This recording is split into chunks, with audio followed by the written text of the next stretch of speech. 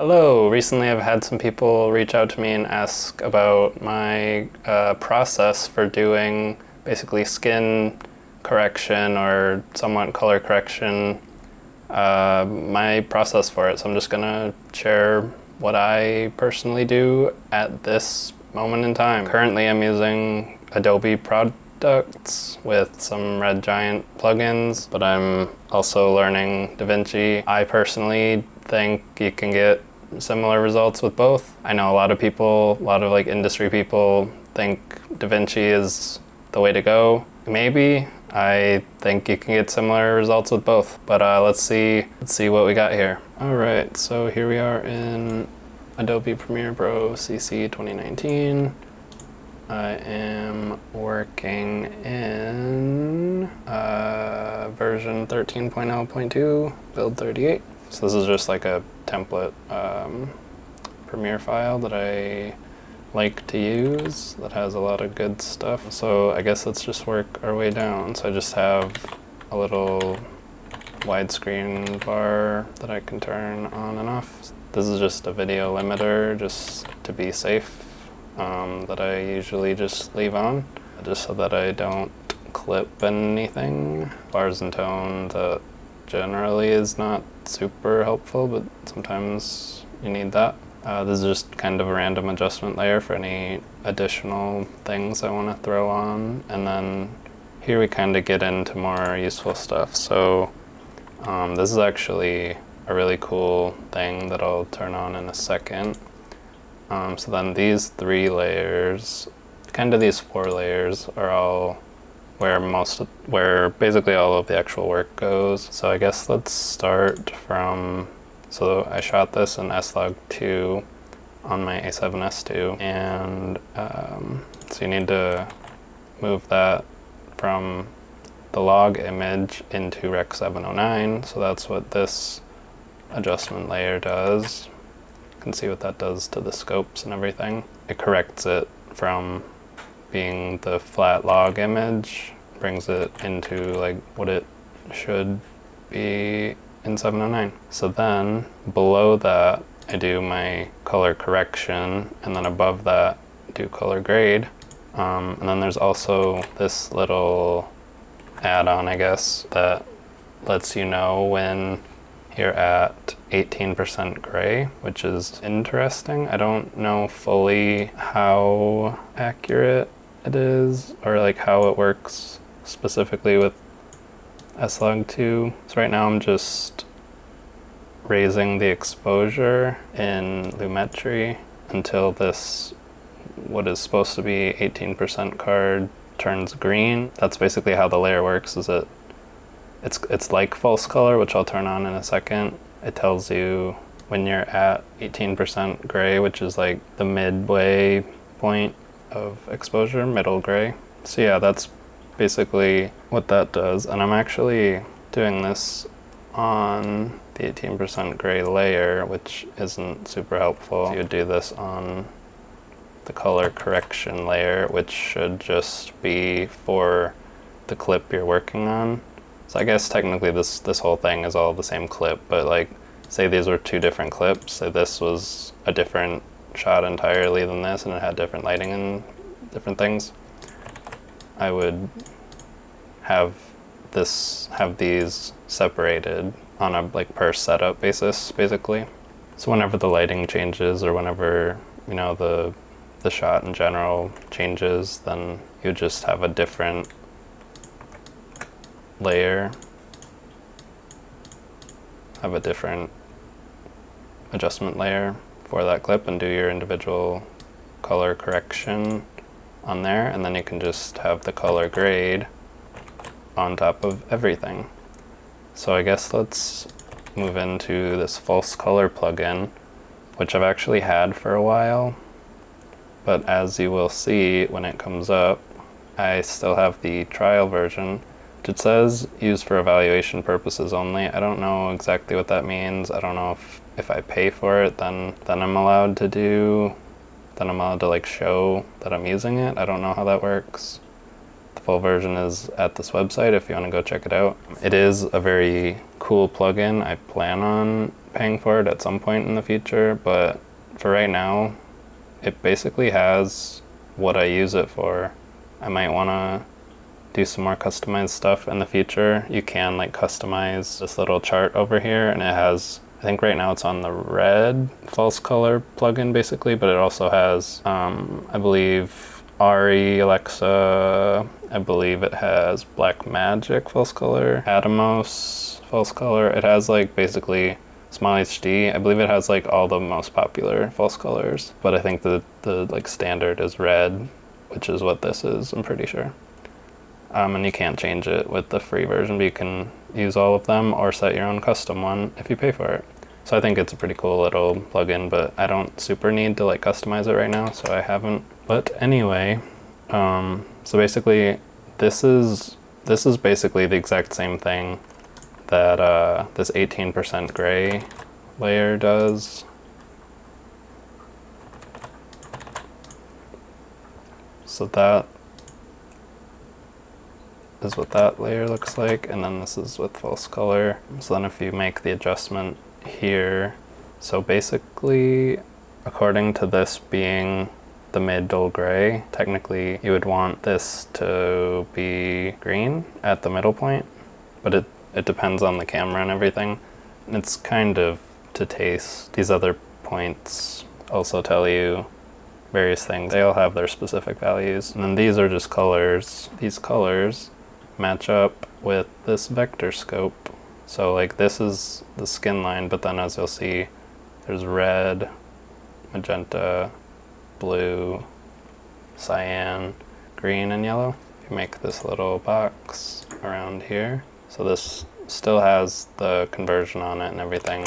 So these should be the right colors that you want to use. So as you can see here, they're not matching up perfectly, but that's somewhat to be expected because this is kind of a stylized scene a little bit. But basically you want to get those as close to matching up with these as possible. So the yellow is pretty good, red is pretty good, magenta could use some work, blue is pretty good, cyan a bit off, green is a bit off.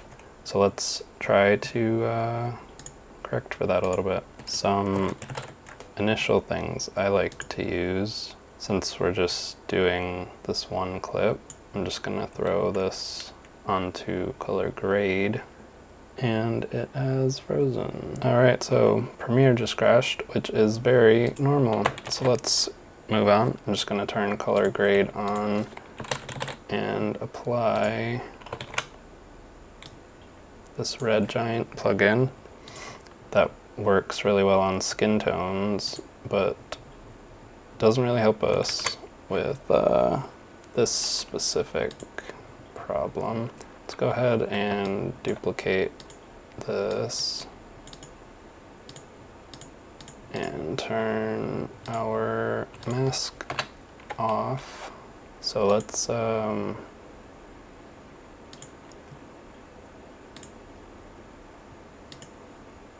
take our Cosmo on our color grade layer and put it to work. This tool is pretty powerful. You can, so this is basically, it's a qualifier that selects skin colors, like ideally. So that actually made a really nice selection right off the bat. I usually aim for like the center of the forehead or something around there, but you can kind of adjust it. And then pretty powerful stuff where you can keep it pretty natural looking. I don't usually go very high on any of this stuff. I just will adjust things a little bit, and you can show a skin overlay, which will show kind of a crosshatch of what areas it's affecting. Basically the same thing as the other little tick box that I just showed. So there you go. It's just showing specifically the areas that it's affecting. So now let's see what this mask does on this layer. Let's see if that coloring affected this at all. So it looks like we didn't affect this at all. So I went a little out of order. Let's go go into our curves, I'll just go ahead and move Lumetri over here so that you guys can see what's going on. So I'm just in Lumetri curves. They have a lot of similar stuff. Honestly, one of the main things I use Colorista for is this highlight recovery is pretty great. But yeah, I don't know, it definitely is good, but you don't necessarily need it. With this color correction, let's go ahead and I probably would put Cosmo, I would probably individualize that on a per clip basis just to make sure. So in Lumetri, let's go ahead and adjust these colors, focus in here for a minute. Go boom, boom, boom, boom, boom, boom. I'm gonna move this magenta more toward blue. So that's how you do that. And this might make the clip look less stylized, to be honest. So we might not even want to make these changes, but this is technically how you correct these. Go to hue versus hue, and then in this case you would move magenta more towards blue. And I also want to increase the saturation of the blue a bit. You want to have pretty much even saturation. So I want to lower the yellow down, for example. I want to move green a bit more toward cyan.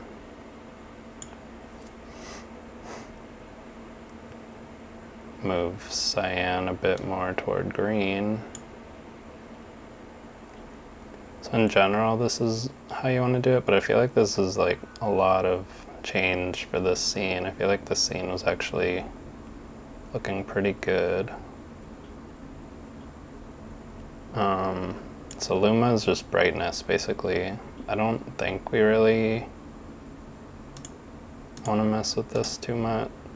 Alright, so these are some pretty drastic changes, I would say, to a scene that I thought was looking pretty good. So let's see what's going on here.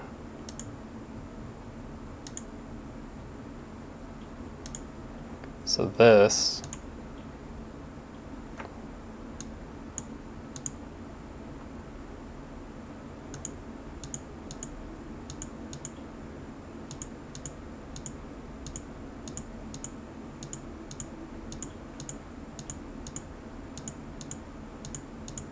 is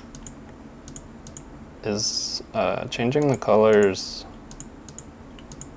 in a pleasing way for the most part, because there is a blue light, you know, bathing the background blue. However, I'm not sure what's going on with, it should only be affecting whites, making them not clip. I don't think that's doing anything, but it's basically like giving some sort of false color effect to the video.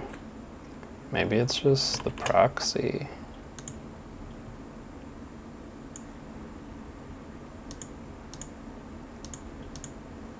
Why is that green there? Yeah, so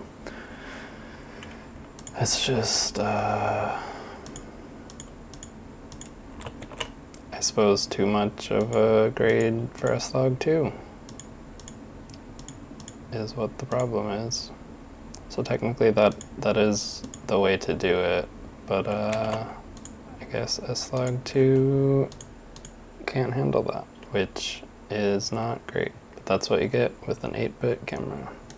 Alright, so even though that is how you do that, we will go ahead and reset that and do something else, because what else are you gonna do?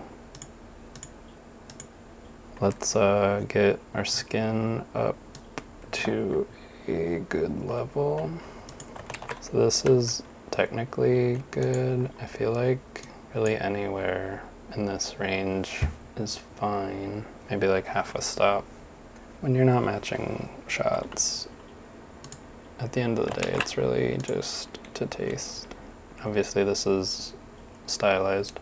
Let's look at again, we have Cosmo, so the skin should already be corrected, but let's just see what the skin is doing.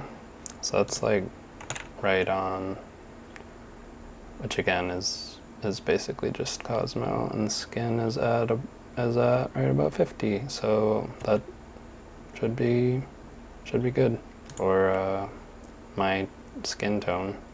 Should be a pretty good level. So let's just go ahead and do a little bit of creative stuff. So I would sharpen this maybe 10, add in a bit of saturation, and then just to bring a bit more contrast, I would probably lower the blacks and the shadows a bit, raise the highlights and whites a bit. I don't really touch the contrast, I just make my own contrast, either with these or with, some people like the curves better.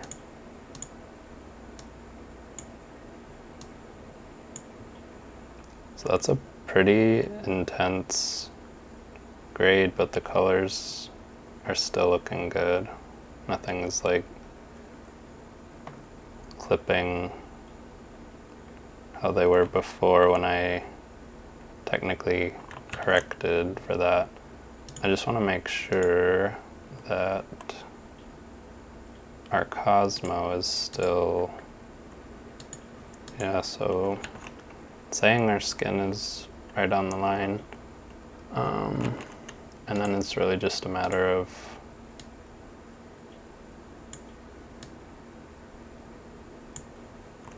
cleaning up the skin to taste.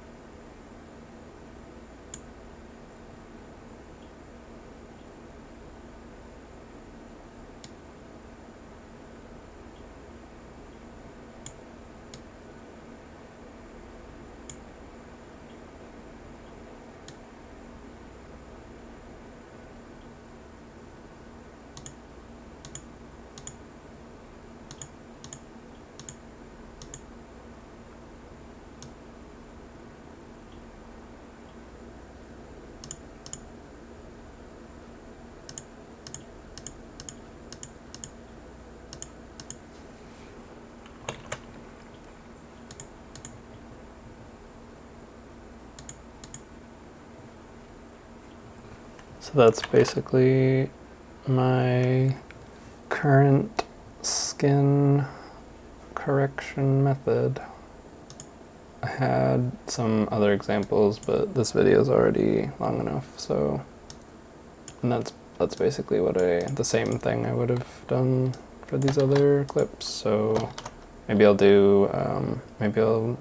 try to do some other stuff in the future, but that's about it for now. Yeah, thanks for watching, and see you in a future video maybe.